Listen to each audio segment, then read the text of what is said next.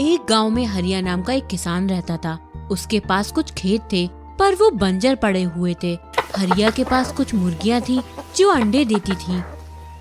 हरिया उन अंडे को लेकर शहर की मंडी में बेचने जाया करता था। अंडे ले लो अंडे, संडे हो या मंडे रोज खाओ अंडे। अंडे ले लो, ताजा ताजा बड़े बड़े अंडे। शाम तक लगभग उसके सारे अंडे बिक जाते हैं। बस थोड़े से ही अंडे बच जाते हैं। हरिया बचे हुए अंडे को लेकर निकल पड़ता है। रात काफी हो चुकी थी। हरिया अपनी बैलगाड़ी से वापस आ रहा होता है। तभी उसे रास्ते में एक झोपड़ी दिखाई देती है। काफी रात हो गई है, क्यों ना आज रात मैं इसी झोपड़ी में रुक जाता हूँ। सुबह होते ही यहाँ से घर के लिए निकल जाऊंगा। हरिया अपनी बैलगाड़ी को साइड में बांधकर और अंडे की टोकरी को अपने सर पर उठाकर उस झोपड़ी के पास जाता है और दरवाजा खटखटाते हुए बोलता है, कोई है क्या? मुझे आज रात अपने घर में रहने दो। काफी देर हो जाती है पर अंदर से कोई आवाज नहीं आ रही होती। तब हरिया खिड़की से देखता है तो वहाँ एक चुड़ैल होती है। चुड़ैल को देखकर हरिया के पैरों तले जमीन खिसक जाती है। अरे बाप रे, ये तो चुड़ैल का घर है। भाग ले हरिया, नहीं तो तू तो आज गया। भाग। तभी चुड़ैल उसे देख लेती है। आज तो शिकार घर बैठे ही मिल गया। चुड़ैल घर से बाहर आती है तो देखती है कि हरिया अपने अंडे की टोकरी वहीं पर पटककर बैलगाड़ी पर बैठकर भाग रहा होता है।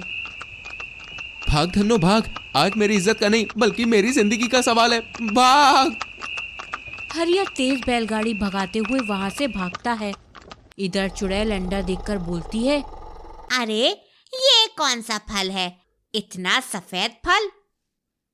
तभी चुड़ैल एक अंडे को उठाकर उसे सूंघने लगती है। अरे वाह, इससे कितनी अच्छी खुशबू आ रही है। चुड़ैल अंडा फोड़कर खा जाती है। अरे वाह वाह वाह, कितना अच्छा फल है, इसे खाकर मजा ही आ गया। आज तक मैंने इससे लजीज चीज नहीं खाई है। चुड़ैल एक एक करके सारे अंडे फोड़कर खा जाती है। हरिया वहाँ से भाग चुका होता है। अरे ये फल तो खत्म हो गए, वो आदमी कहाँ गया? उसके पास और भी ये सफेद फल होंगे। चुड़ैल हरिया के पीछे पीछे अंडे की खुशबू को सूंघते सूंघते उसके पीछे आ जाती है। इधर हरिया घर पहुंचकर अपनी पत्नी से कहता है, अरे भाग्यवान, आज तो तेरी मांग सुनी ही हो जाती। क्या हुआ जी, आप ऐसा क्यों बोल रहे हैं? अरे क्या बताऊं तुझे, एक चुड़ैल से मेरा सामना हो गया आज। आप मुझे फिर चुड़ैल बोल रहे हैं? क्या मैं इतनी बदसूरत हूँ? अरे नहीं नहीं नहीं नहीं नहीं, मैंने चुड़ैल देखी, वो बहुत ही डरावनी थी। हरिया सभी बातें अपनी पत्नी को बताता है। फिर दोनों खाना खाकर सो जाते हैं।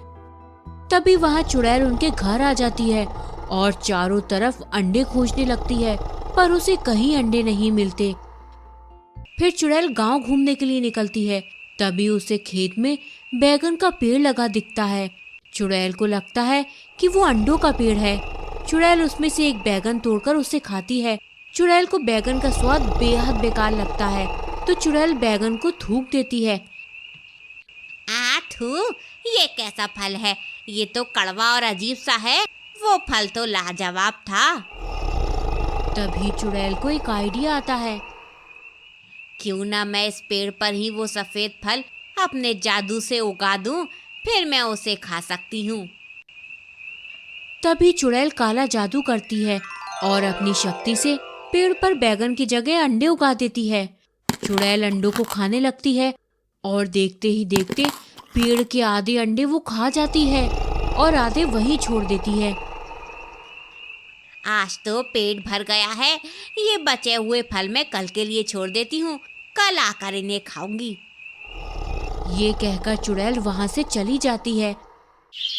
अगले दिन हरिया जब घर के बाहर आता है तो उसकी नजर अपने बगीचे पर पड़ती है। वो हैरान हो जाता है। अरे ये क्या चमत्कार है, रातों रात में बैगन के पेड़ पर अंडे कैसे उग सकते हैं? हरिया अपनी पत्नी मधु को बुलाता है। अरे मधु, यहाँ आओ, देखो तो ये कैसा चमत्कार है। जैसे ही मधु बाहर आती है वो बगीचे की तरफ देखती है, जहाँ बगीचे में बैगन के पेड़ पर ढेर सारे अंडे लगे होते हैं। भला ये कैसे हो सकता है? बैगन के पेड़ पर अंडे भला कैसे उग सकते हैं, वो भी रातों रात? ये तो चमत्कार है। अब हमें किसी चीज की जरूरत नहीं पड़ेगी। अब हम इसी अंडे को बेच बेच कर अमीर हो जाएंगे। इतना बोलकर हरिया अंडे को टोकरी में भरता है और उसे बेचने निकल पड़ता है। शाम होते होते वो सभी अंडे बेच लेता है और उनसे ढेर सारे पैसे कमा लेता है। मधु, ये लो पैसे।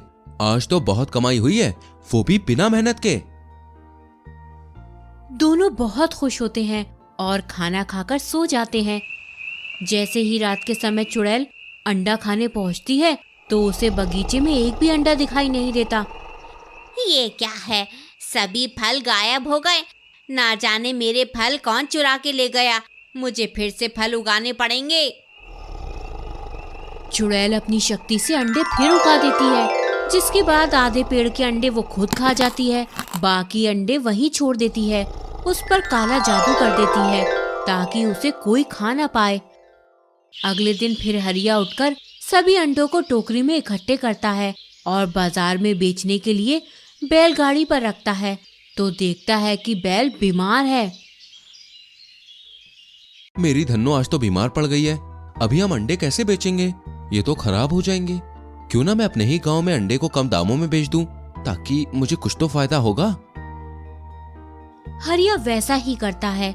वो सभी अंडों को गांव वालों को कम दामों में बेच देता है, लेकिन शाम होते होते सभी लोग अंडे खाकर बीमार पड़ जाते हैं। सभी लोग हरिया को घर आकर खूब बुरा भला कहते हैं। हरिया उदास होकर बैठा होता है। तभी मधु बोलती है, ओ जी, आप इस तरह मुंह लटका के क्यों बैठे हो? देखो ना मधु, इस गांव में हमारी कितनी इज्जत थी, पर एक ही दिन में मैंने सभी इज्जत खो दी। हमें तो पहले पता लगाना होगा कि आखिर रातों रात अचानक बैगन के पेड़ पर अंडे कैसे उग जाते हैं। फिर दोनों तय करते हैं कि आज रात को जागकर देखेंगे कि बगीचे में आखिर हो क्या रहा है। दोनों बैठकर खिड़की से बगीचे को देख रहे होते हैं। तभी खेत में चुड़ैल आती है। फिर से कोई मेरे फल चुरा ले गया। चुड़ैल अपने जादू से फिर से अंडे उगाती है। आधे बगीचे के अंडे वो खुद खा जाती है और आधे कल के लिए छोड़ देती है। ये सब देखकर हरिया और मधु के तोते उड़ जाते हैं। अरे बाप रे, ये तो वही चुड़ैल है। इस चुड़ैल ने ही बैगन के पेड़ पर जादू से उगाया था। अब हम क्या करें मधु? मधु सोचने लगती है। तभी उसे एक उपाय सूझता है। मेरे पास एक उपाय है। क्या? जल्दी बोलो।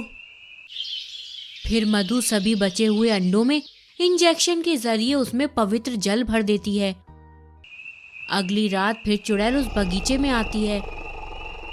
अच्छा हुआ आज मेरे फल किसी ने नहीं चुराए। चुड़ैल सारे अंडे तोड़ तोड़ कर खाने लगती है। तभी अचानक से चुड़ैल का शरीर जलने लगता है और वो वहां से गायब हो जाती है। घूंघट में चुड़ैल बहू। मनोहर गांव के सरपंच का बेटा था। वैसे तो मनोहर 30 साल का हो चुका था, पर अभी तक उसकी शादी नहीं हुई थी, क्योंकि मनोहर कोई काम धाम ही नहीं करता था, बस दिन भर मटर गश्ती किया करता था। वो हर सुबह अपने पिता का स्कूटर लेकर गांव में निकल जाता। गांव और रिश्तेदारों में सभी लोगों को ये बात पता थी। फिर भला कोई भी अपनी बेटी मनोहर को क्यों देता?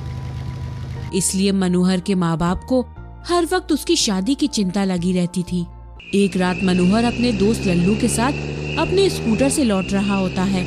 आधी रात हो चुकी होती है। मनोहर नशे में धुत होता है और जंगल के रास्ते स्कूटर चला रहा होता है। साथ में उसका दोस्त लल्लू भी नशे में होता है और बेचारा डरा सहमा पीछे बैठा होता है। तभी पीपल के पेड़ पर देखकर लल्लू बोलता है, ए मनोहर भैया, तनिक रुको तो। ये सुनकर मनोहर अचानक स्कूटर रोक देता है। अरे क्या हुआ रे लल्लू, तूने इस तरह बीच जंगल में स्कूटर क्यों रुकवा दिया? अरे मनोहर भैया, वो देखो पीपल का पेड़।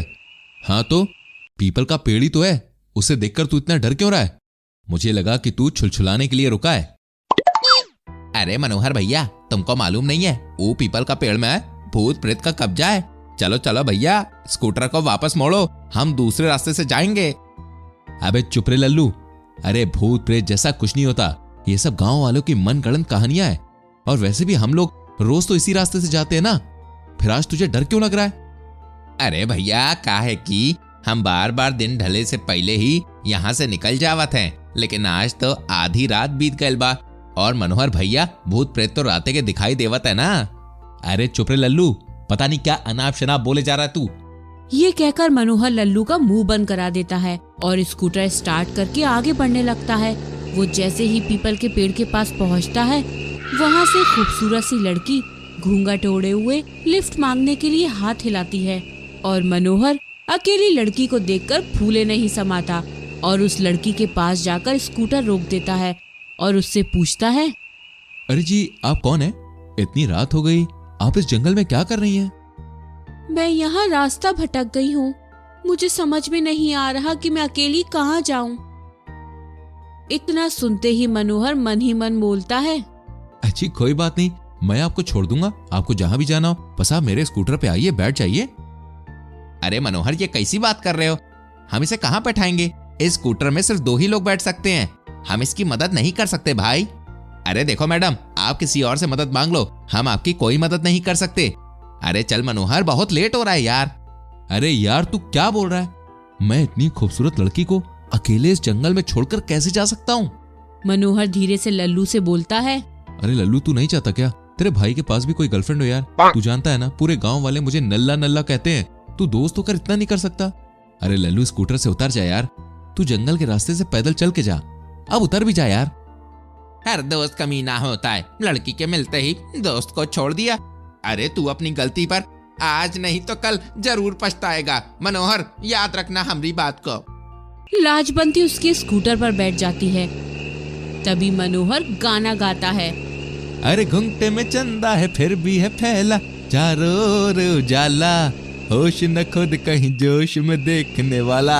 आहा। लाजवंती को मनोहर की मीठी आवाज सुनकर ही प्यार हो जाता है। वो बिना और कोई सवाल किए लाजवंती को अपने घर ले आता है और अपने माता पिता से मिलवाता है। मनोहर के माता पिता लाजवंती को ऐसे घूंघट में देखकर बहुत खुश हो जाते हैं, क्योंकि घूंघट डाले लाजवंती उन्हें एक संस्कारी लड़की लगती है। अब लाजवंती मनोहर के घर में ही रहने लगती है। वो घर का सारा काम करती थी और साथ ही मनोहर के माता पिता के पैर भी दबाती थी। मनोहर भी अब लाजवंती के कारण सारा दिन घर पर रहने लगा था। लाजवंती जब रसोई में खाना बना रही होती तो मनोहर चुपके से रसोई में जाकर उसे छेड़ता होता है। अरे ओ लाजो, कब तक मुझे सताओगी? तुमने तो मुझे अपना दीवाना बना दिया है, अपना कातिल चेहरा दिखाकर मुझे मदहोश कर दो मेरी जान। ये बात सुनकर लाजवंती मन में बोलती है, अगर तुम मेरा कातिल चेहरा देखोगे तो तुम्हारी हवा निकल जाएगी। इसी तरह मनोहर लाजवंती के आगे पीछे घूमता रहता है। वो लाजवंती का चेहरा देखे बिना ही उससे प्यार करने लगता है। जब मनोहर के माता पिता ने देखा कि लाजवंती के आने से मनोहर सुधर गया है, तो वो मनोहर और लाजवंती की शादी करा देते हैं। पर शादी के वक्त भी लाजवंती ने अपना चेहरा किसी को दिखाया नहीं होता। फिर शादी की पहली रात। अरे जाने मन, अब कैसा शर्माना, अपना घूंघट तो उठाओ। नहीं नहीं, मुझे शर्म आती है। अरे तुम अपना घूंघट नहीं हटाओगी तो हमारी सुहागरात कैसे मानेगी? मेरी कुंडली में एक दोष है, जो भी मर्द शादी के बाद सबसे पहले मेरा चेहरा देखेगा वो मर जाएगा। फिर ये बात सुनकर दोनों सो जाते हैं। एक रात जब सभी लोग सो रहे होते हैं, तभी लाजवंती अपने घर से निकलकर जंगल की तरफ जाने लगती है। लेकिन मनोहर की माँ रजनी उसे जाते हुए देख लेती हैं, इसलिए वो लाजवंती का पीछा करते हुए जंगल की तरफ चली जाती हैं। तभी वो देखती हैं कि लाजवंती उस भूतिया पीपल के पेड़ की तरफ जा रही है। रजनी उसे एक पेड़ के पीछे से छुपकर देखने लगती है। तभी वो देखती है कि लाजवंती उस पीपल के पेड़ में जाकर समा गई और अगले ही पल एक चुड़ैल के रूप में पेड़ से उल्टा लटकने लगी। उसे देखकर रजनी की आंखें फटी की फटी रह गईं। अरे दैया रे दैया, ये तो चुड़ैल है रे। नास पीटा मेरा बेटा ना जाने कहां से ये चुड़ैल को उठाकर ले आया है और उसे मेरी बहू बना दिया। ये खूंखार चुड़ैल हम सबको मारकर खा जाएगी। जल्दी से घर पहुंचकर अपने बेटे को बताना होगा कि उसने चुड़ैल से शादी कर ली है। रजनी भागते हुए घर वापस आती है और अपने पति और बेटे मनोहर को सारी बात बता देती है। दोनों ये सुनकर घबरा जाते हैं। नहीं माँ, मेरी लाजवंती चुड़ैल नहीं हो सकती। तेरी लाजवंती की ऐसी की तैसी नास पीटे हम सबको मरवाएगा। चुपचाप तांत्रिक बाबा के पास चल, वही कोई उपाय बताएंगे। वो सभी गांव के एक तांत्रिक बाबा के पास जाते हैं और उनसे मदद मांगते हैं। तभी तांत्रिक उन्हें बताता है, वो पीपल वाली चुड़ैल बहुत ही खतरनाक है। उसे जिंदा रहने के लिए इंसानों का खून पीना पड़ता है। वैसे ही रूप बदलकर मर्दों से शादी करती है, फिर उसके पूरे परिवार को एक साथ मारकर उनका खून पी जाती है। पर जब वो चुड़ैल पीपल के पेड़ में रहती है तभी उसे शक्ति मिलती है। पेड़ से बाहर वो कमजोर हो जाती है। ये सुनकर सभी लोगों की सिट्टी पिट्टी गुल हो जाती है। तभी तांत्रिक उस चुड़ैल को मारने के लिए एक और तरकीब बताता है। फिर अगली रात लाजवंती मनोहर और उसके माता पिता को अपने किसी रिश्तेदार से मिलवाने के बहाने जंगल की तरफ ले जाने लगती है। वो उन्हें पीपल के पेड़ के पास ले जाती है। पेड़ के पास जाते ही वो चुड़ैल अपना घूंघट हटाकर अपने असली रूप में आ जाती है। उस चुड़ैल का भयानक चेहरा देखकर सभी लोग डर से कांपने लगते हैं। तभी वो चुड़ैल पेड़ में समाने के लिए आगे बढ़ती है, लेकिन पेड़ में जाते ही उसे एक तेज झटका लगता है, क्योंकि तांत्रिक बाबा ने पहले ही उस पेड़ पर एक अभिमंत्रित मौलिक धागा बांध रखा था, जिससे वो चुड़ैल पेड़ में समा नहीं पाई। और इतने में तांत्रिक बाबा वहां पहुंच गए और उन्होंने चुड़ैल पर पवित्र भभूति डालकर उसे हमेशा के लिए भस्म कर दिया, जिससे मनोहर और उसके परिवार की जान बच गई और वो लोग हमेशा के लिए चुड़ैल से मुक्त हो गए।